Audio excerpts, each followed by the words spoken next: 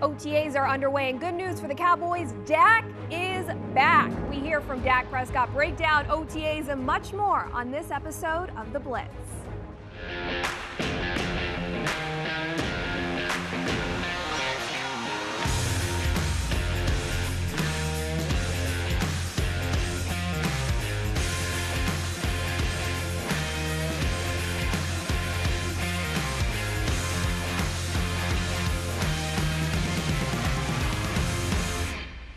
OTAs have begun for the Cowboys, and good news for Cowboys fans. You can all rejoice because Dak Prescott is back. Welcome into another edition of The Blitz alongside Bill Jones. I'm Dani Sureck.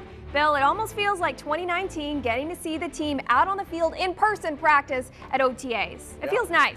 Yeah, and how about for Mike McCarthy and the coaching staff? Of course, this is the first time that the Cowboys have had OTAs in the Mike McCarthy era of the team. Of course, no offseason to speak of last year. It was all virtual last year, and it was great seeing this past week not only Dak on the practice field here with his teammates at the Star, but also Tom Brady and the Buccaneers were also on the practice field at Legends Field, the Yankee spring training complex, to get ready. You know what?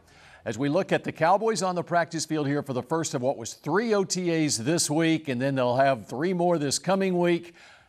Come June 1st, on Tuesday, it is 100 days before the Cowboys take on the Buccaneers on Thursday night, September 9th. Start that countdown. Dak Prescott was not the only player who's coming off an injury who was at OTAs practicing in some capacity. Some more good news. Both starting tackles, La'el Collins, who's coming off a hip injury, and Tyron Smith coming off a neck injury, were also both at practice. So Dak now has his bodyguards back for him to protect. Offensive line had a slew of injuries last year, but those were the big names that missed the entire season. Well, most of the season for Tyron Smith.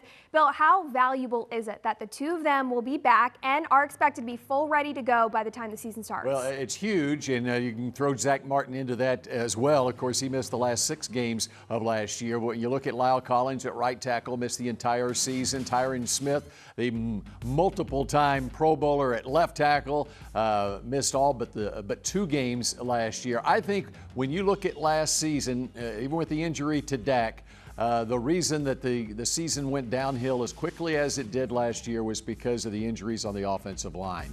And Dak has not only been out there with those 2 bodyguards this week in OTAs, but he's been with them throughout the offseason because the injured players have been rehabbing, coming back. And so Tyron Smith and La'el Collins are 2 pillars on that offensive line that have been preparing for the last 5 months to get ready for the opportunity that presents this team this year. And it's going to be huge for this Cowboys, not only the offense, but the entire team, because they can control football games when they've got that offensive line intact. And the expectation that they will all be full go, ready to go by the start of the season is probably why the Cowboys waited until the 4th round to draft an offensive lineman. You mentioned Zach Martin was out there in a limited capacity, and it was actually Brandon Knight who was filling in at right guard at some of those snaps at Tuesday's OTAs. He filled in mostly at the tackle spot last season along with Terrence Steele. How much more comfortable are you if they have to fill in this year now they have so much more experience? Well, I think it's big for this team. I mean, if there's something positive that came out of last year, it's those young offensive linemen getting the snaps that they did last year. Obviously, you want your starters out there, but if you need Brandon Knight to fill in, and of course he was playing tackle and he's playing guard now. And so when you look at the inventory that the Cowboys have, those interior offensive line positions, there's a real need for another guy, versatile guy like Brandon Knight, who can play tackle and guard. And so he could be very valuable as a fill-in as the season goes on. But obviously, the Cowboys want their 5 starters out there full time. Of course. And rookie Matt Farniak, who the Cowboys drafted out of Nebraska this year, you want to talk about versatility? He's played every spot along the offensive line at some point in college, and he was taking some snaps at center. After the break, we're going to talk about Dak Prescott's return and how his ankle looked at Tuesday's OTAs. Rob Phillips will join us and give us the scoop.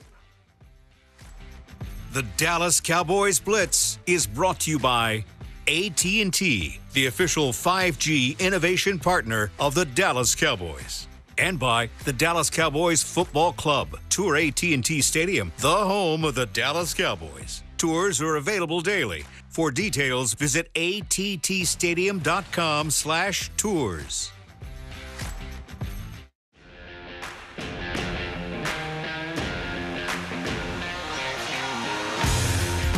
This segment is brought to you by AT&T, the official 5G innovation partner of the Dallas Cowboys. Yeah, I mean, it felt great. I mean, after long months of recovery and just rehab of just main goal is just getting back out there with my teammates, getting back on the field, running a huddle, building that camaraderie on the field. It was just exciting yesterday and carrying over today, but so much that we can build on as a team and me personally. But it's just exciting to know that the game is back and I'm able to be a part of it.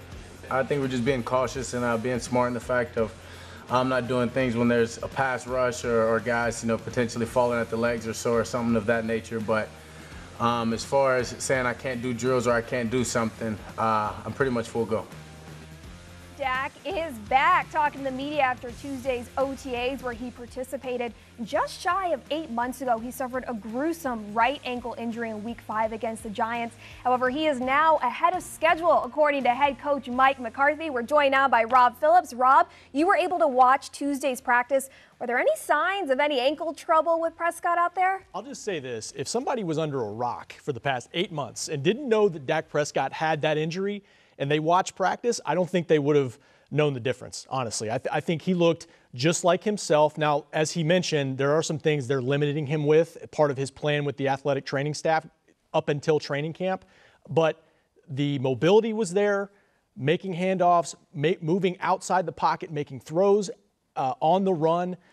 Dalton Schultz, the veteran tight end, said the ball is coming out the same way. Really, it's hard to tell any difference with Dak. And he's had 8 months to rehab, and he's done a really good job, like you said, ahead of schedule. One of the things, I think it was the 1st of May, actually, Dak made the comment that if there was a game today, I could be playing today. And obviously, and I think rightfully so, they are taking their time with him. But how important is it for Dak to be on the field with his receivers this time of the year? I think it's huge. I mean, I think for any quarterback, regardless of how long you've been in the league, how long you've been doing it, not having that last year probably affected every quarterback in the league. So getting to see him throw some passes, and again, it's not full team drills. That they don't want anybody trying to potentially get on the ground and roll him up. I mean, you've got young players out there that are still learning how to practice. So a big part of OTAs is teaching guys the pace of practice and avoiding injury. But you saw that connection a little bit with CeeDee Lamb and Michael Gallup. Amari Cooper was not out there. They're being cautious with him coming off of off-season surgery, a minor deal there. But yeah, Bill, great to see him just kind of get a rapport going again. It's been quite a while since Prescott has been out on the field with his teammates throwing passes in official capacity, right? We've seen through social media that he's invited his teammates over to practice at the field at his house. As a leader, how important is it for Prescott to be out on the field with his teammates in terms of the camaraderie and energy from them and what he brings? I think it's huge. I think he is, and guys said this after he got hurt. I remember Zach Martin saying it after the ankle injury in October. He's the heart and soul of the team. He's a guy that can connect with anybody in the locker room, offense, defense, you name it, and they missed that last year. I think they really missed his leadership in the locker room after he got hurt, and it took a few weeks. I honestly think it took a few weeks for guys to kind of get over that shock and try to get back into a rhythm of things. So it's huge to have him back for sure. How about his state of mind? All right, you think about what's happened in his life over the last 6 months, 8 months, coming back from the injury. Then he gets the huge contract as well. We see him at Ranger games. He's like leading cheers in the stands of the Ranger games. I think all of us would be smiling, though, if we just signed a contract like he just signed. $160 million plus? You can make me smile with that. I think you could. Yeah, but so much has happened in his life. You're right. And I think it gave him a new perspective on the game. I really believe that. And, one thing for Cowboys fans to know and maybe feel good about this, he did say there's a psychological element to this. You have to start trusting your leg and everything that you normally do. And he said about a month ago, he really felt like he was back to that place. Allen Hurns, the former Cowboys wide receiver, had a similar injury in 2019 and was back in OTAs within 4 or 5 months. It's been 8 months for Dak. So I think if you're a Cowboys fan, you should feel good about that. Good news, good things to look upon. Okay, after the break, we're going to switch things over to defense. Some new faces on the defense and some familiar faces donning new numbers. More Blitz after the break. This segment was brought to you by AT&T, the official 5G innovation partner of the Dallas Cowboys.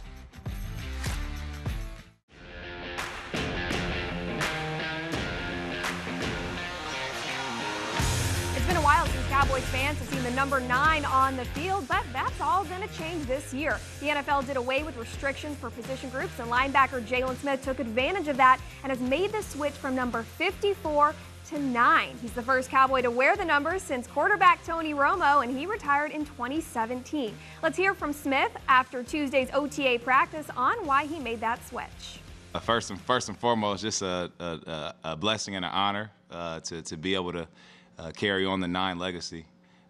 You know, Tony Romo did an amazing job of just being elite and putting together great success for the Cowboys franchise. You know, as you know, new players coming in, you know, always getting the opportunity, you know, to sometimes carry on legacies. And that's the opportunity that the Jones family granted me with wearing number 9. So it's definitely a blessing. It's been a part of my life. Been wearing number 9 since I was 9 years old, through Pee Wee, middle school, high school, college, All-American games, you name it. Number 9 is a part of me. So it's really just a blessing to be able to continue the legacy. Bill, is it a big deal that he's changing to Tony Romo's number? You know, I don't think it is. I really like the rule change. And of course, Michael Parsons is now able to wear his college number at Penn State, number 11, as well. You know, I like the fact that the No Fun League is having some fun with numbers. And, you know, quarterbacks have been, I think Tom Brady was one who said, wait a second, they can't do this to us. Because one of the things as far as linebackers are concerned, okay, you know that those number 50 numbers, okay, your Mike linebacker's number 55, and you got to point that out for blocking purposes for your offensive line. And so now, wait a second, number 9, wait, linebacker can't be number 9. So they got to figure that out a little bit. But I do think, and obviously, Jalen loves the fact that he gets to wear the number that he's grown up wearing. Smith was a participant at OTAs this week in a limited capacity. He's coming off a wrist surgery. How much of this is a prove-it year for Smith since the Cowboys drafted 2 linebackers this year? Well, I think every year is kind of a prove-it year for every player on the team. But obviously, with what the Cowboys have done with the drafting in the first round of Michael Parsons and with a 4th-round linebacker as well. But he's got the long contract, and he is a leader on this team. I do think that even Jalen would say he's got to make improvements over what we saw on the field last year. And I think with the new system and with this offseason, there will be improvements across the board with this defense. And with the personnel up front, the linebackers are going to be free to make more plays. A new face on the field for the Cowboys is linebacker Kean O'Neill, who spent most of his career at safety, most recently in Atlanta with new Cowboys defensive coordinator Dan Quinn. What type of impact do you expect to see from Neal in this position change? Well, it's going to be very interesting. When you talk about all the linebackers, I would think that Kean O'Neill will be used in sub-packages. Even though he's running at linebacker right now, I can see him playing some safety, which, of course, he was a Pro Bowler in 2017 as a safety. But if you go back and look at the coach's film of his time in Atlanta, a lot of times he's used close to the line of scrimmage. There's not a whole lot of difference in the way he was used there. He was called a safety. His position was safety, but he was playing linebacker at times, and he's got more of a linebacker number now. He's got number 42 instead of the 22 that he was wearing at Atlanta. Speaking of safeties, DeMonte Kazee is another new face to this Cowboys defense, also most recently in Atlanta with Quinn. He tore his Achilles in October. However, at practice, you couldn't tell he was coming off that kind of injury. Safety is a young group for this Cowboys team, so how important is it to have an experienced safety ready to go? Well, and a guy who can make some plays back there, a free safety, a guy who can roam the secondary, and that's what Kazee has done in his career, as you alluded to. You can't really tell that he had an Achilles injury early last season. He's already moving very fluidly on the field, and that was one of the really bright spots that came out of the early look at OTAs that we got this past week. Head coach Mike McCarthy finally gets more of a normal offseason with in-person OTAs. How does that change the expectations moving forward into year 2? We'll answer that on the other side of the break.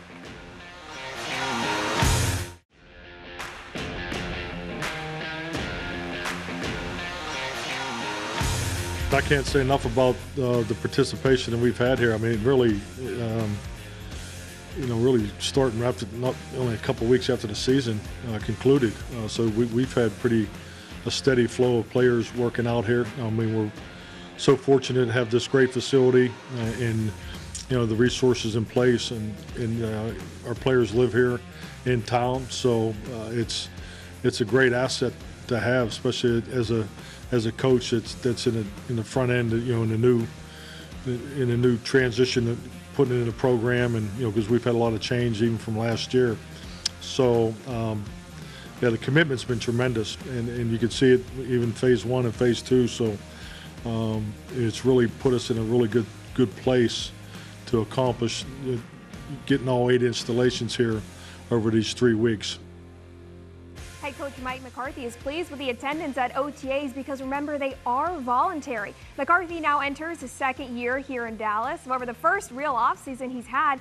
Last year, the Cowboys should have had more practices because he was a new head coach. However, COVID changed all that. This year, they are out on the field for OTAs. It's a little more normal. How do you see that these adjustments will affect McCarthy's 2nd year here in Dallas? Well, first off, how eye-opening it is for Mike McCarthy, who has spent so much time in Green Bay, Wisconsin during the offseason.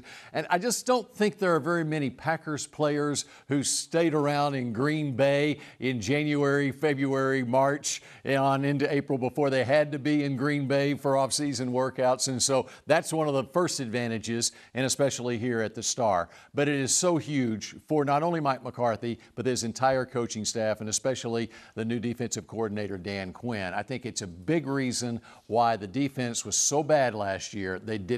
Mike Nolan didn't have an off-season to install his defense. It wasn't until August when training camp started, and that's why they had so many problems. What do you foresee as the biggest challenge McCarthy's going to have to overcome in his 2nd year that he can use these practices in the off-season to really work on? Well, I think it's more, I think he looks at it more in a positive vein, in that it's what can he do, not what he has to overcome, because the other thing that we saw in training camp last year, which we weren't aware of with McCarthy until we saw him out on the practice field with his quarterbacks and the quarterback school that he was doing. So from an offensive standpoint, he's had those quarterbacks throughout the offseason, and they've got so many quarterback coaches on this team, not just Doug Nussmeier and Kellen Moore. They're able to work specifically on things, and things will run much more crisp for the entire offense because they've had the hands-on experience during the offseason here. McCarthy has decided to use 8 of their allotted OTA practices. What's the reasoning behind this and not using the full 10? Well,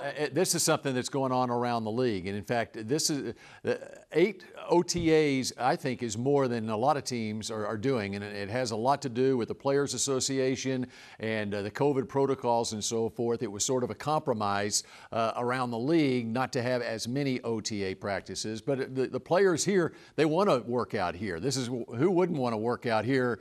You got to get your workouts in somewhere, so you might as well do it here. I would think that they would probably want as many opportunities as possible, especially the bad taste they had from last year. Yeah, the Star's not such a bad place to be or work out, is it?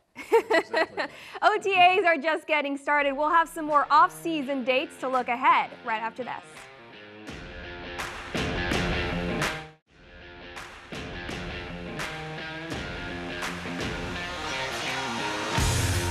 The Dallas Cowboys Blitz was brought to you by AT&T, the official 5G innovation partner of the Dallas Cowboys, and by the Dallas Cowboys Football Club. Tour AT&T Stadium, the home of the Dallas Cowboys. Tours are available daily. For details, visit attstadium.com/tours. Now that OTAs are officially underway, we are slowly but surely crossing off the weeks until the Cowboys' first preseason game, the Hall of Fame game against the Steelers, August 5th. Making up for last year's game, Bill. That's right. Going to be a huge weekend. Of course, Jimmy Johnson going into the Hall of Fame, as well as Cliff Harris and Drew Pearson that weekend. That's a Thursday night game. And one of the big things, Dani, there is the Cowboys report to training camp a week earlier than the Tampa Bay Buccaneers do, because the Cowboys are playing in that Hall of Fame game on August 5th. The other big thing on that schedule, the last preseason game there, the Jacksonville Jaguars are coming here, and last preseason game, I'm thinking Tim Tebow probably gets the most playing time of his entire time. If he's still with the Jaguars then. I think he still will be. The start of the year, do you think you'd be talking about Tim Tebow here in 2021? Well, I'm just happy that we're broadcasting that game. Yeah, you take what you can get. The Cowboys do still have some OTAs coming up, and While those are voluntary, June 8th through the 10th, minicamp, that is not. That's mandatory. Yep, that is mandatory. It's fast approaching. So we got this week with OTAs, and then next week, and then a little bit of a break, and it's going to be here before you know it. 100 days from Tuesday, the Tampa Bay Buccaneers. Start the countdown. That's the Blitz for Bill Jones. I'm Dani Sureck. Thanks for tuning in.